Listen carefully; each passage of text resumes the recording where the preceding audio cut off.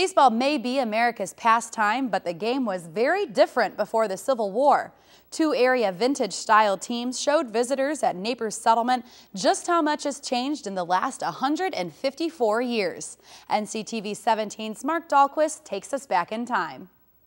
In 1858, Abraham Lincoln had just been elected to the U.S. Senate, Joseph Napier was serving as the first village president of Naperville, and baseball was in its infancy. Local sports fans recently got a blast from the past thanks to two vintage baseball teams, the DuPage Plowboys and the Chicago Salmons, squaring off on a field in the heart of Naples Settlement.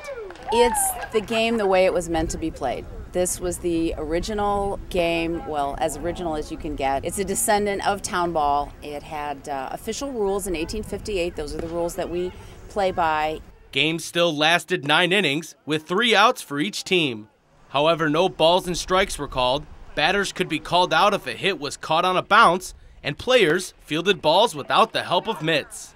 But the popularity of the game really spread during the time because a diamond could be set up in almost any park. There was no television, no internet, no games, so what did they do? They traveled around and visited their neighboring towns, and they played baseball. Sporting hand-stitched uniforms and vintage-style balls and bats, the two teams showed why baseball was often called a gentleman's game, thanks to the arbiter who was there not to call runners safe or out, but to make sure every player acted properly.